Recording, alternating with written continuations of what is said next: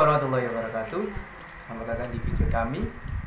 Nah, ini di kelompok 1 mata kuliah Inovasi Program Pendidikan dan Manajemen Pendidikan.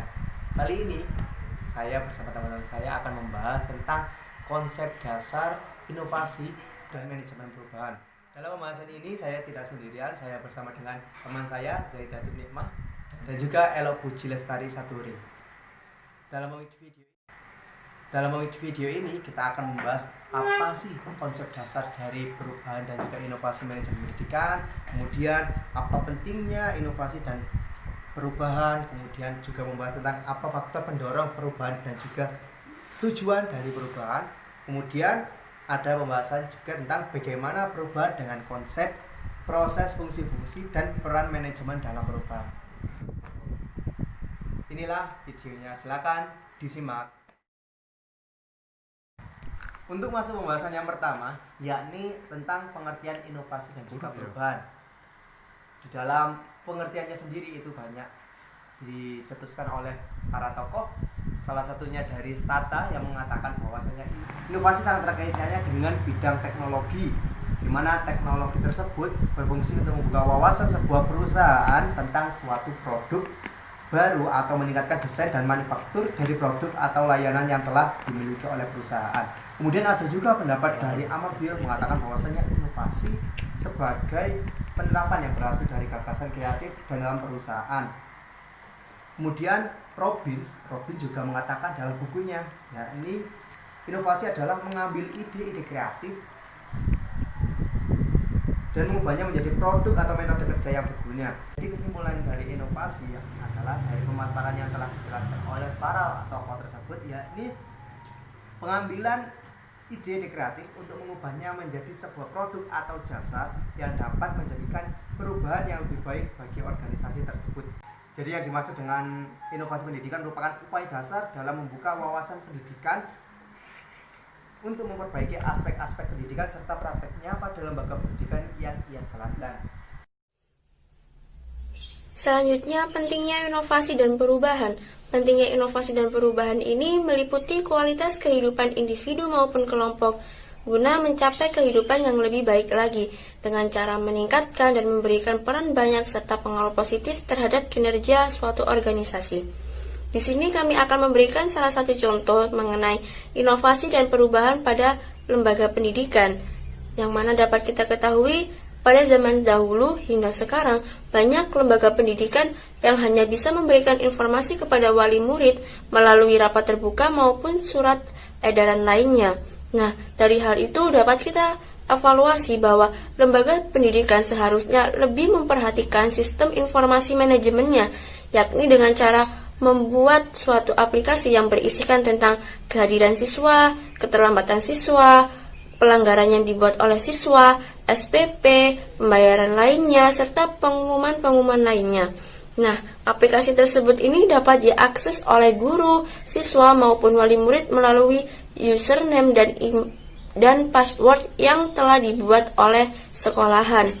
Nah, dari contoh tersebut akan membuat lembaga pendidikan memiliki nilai unggul tersendiri dibandingkan lembaga pendidikan lainnya.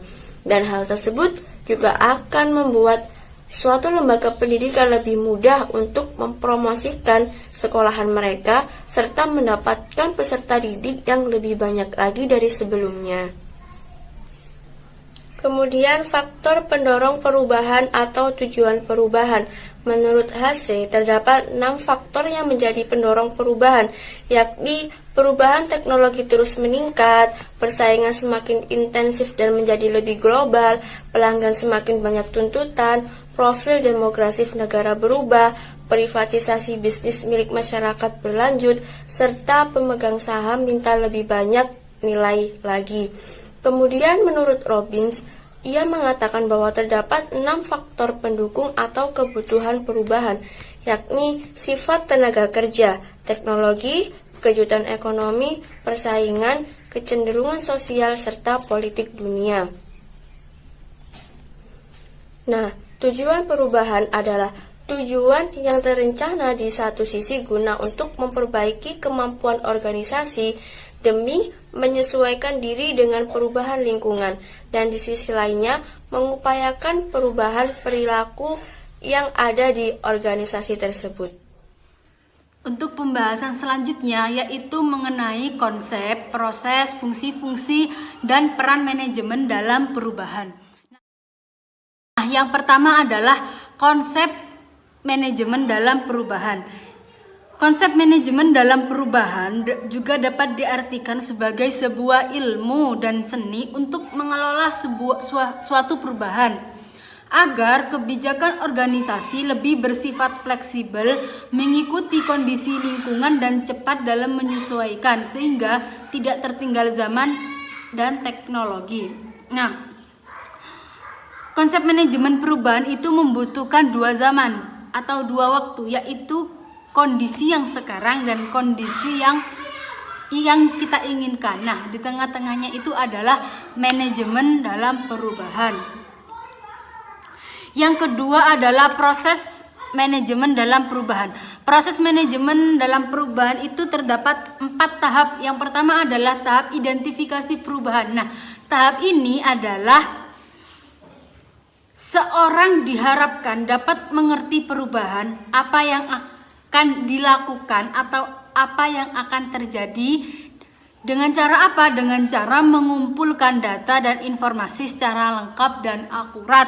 Nah, untuk identifikasi perubahan ini kita harus mengumpulkan data, informasi yang lengkap tentang kondisi sekarang sebuah organisasi tersebut dan kondisi yang diinginkan oleh organisasi tersebut. Maka oleh karena itu, ketika kita sudah mengetahui dan mengumpulkan data dan informasi, jadi kita tahu apa yang harus kita lakukan, perubahan apa yang kita buat untuk organisasi tersebut. Yang kedua adalah tahap perencanaan perubahan.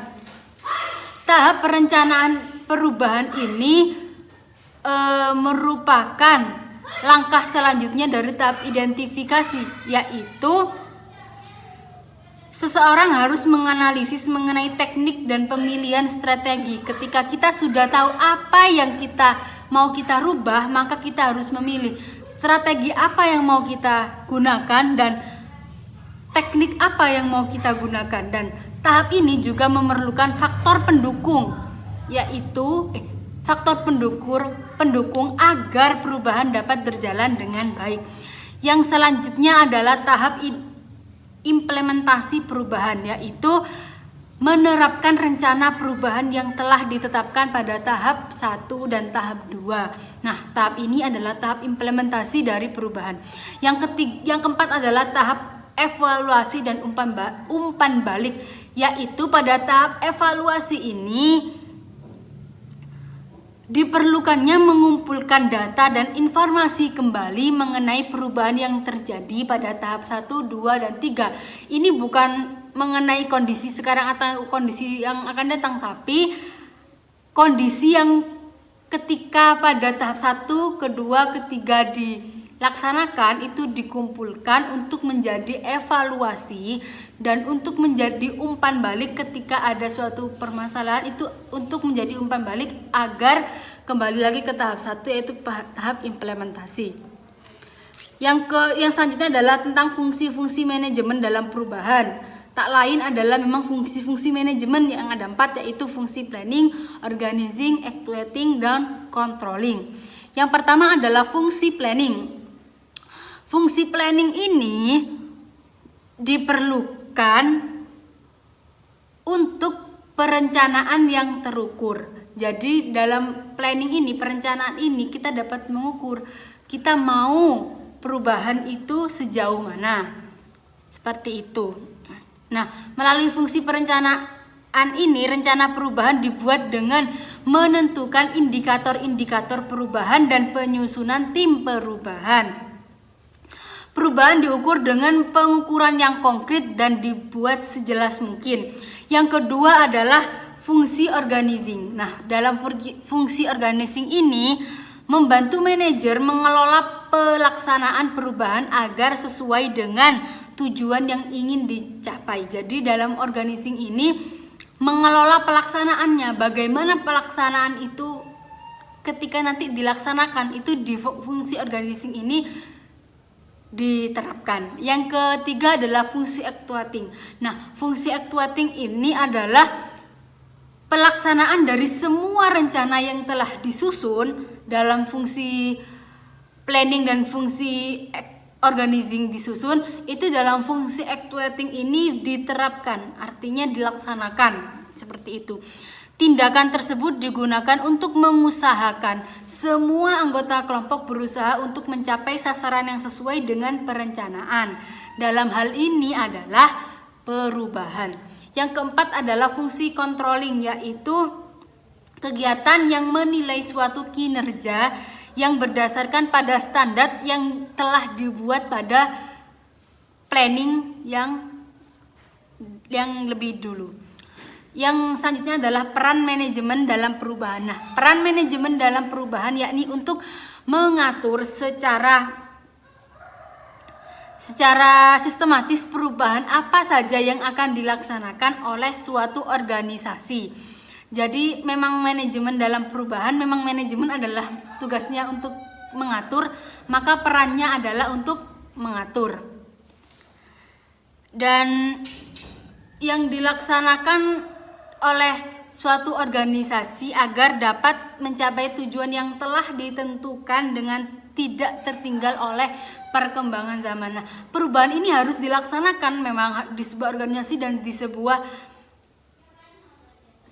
sekolah mungkin ya, karena zaman ini akan berkembang sesuai dengan masanya. Jadi untuk kita tidak tertinggal dengan zaman, maka kita harus membuat sebuah perubahan.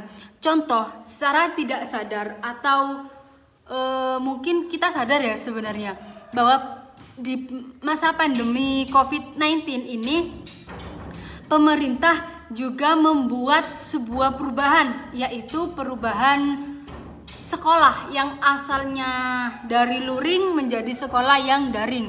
Yang asalnya sekolah tersebut tidak pernah menerapkan sekolah online sama sekali.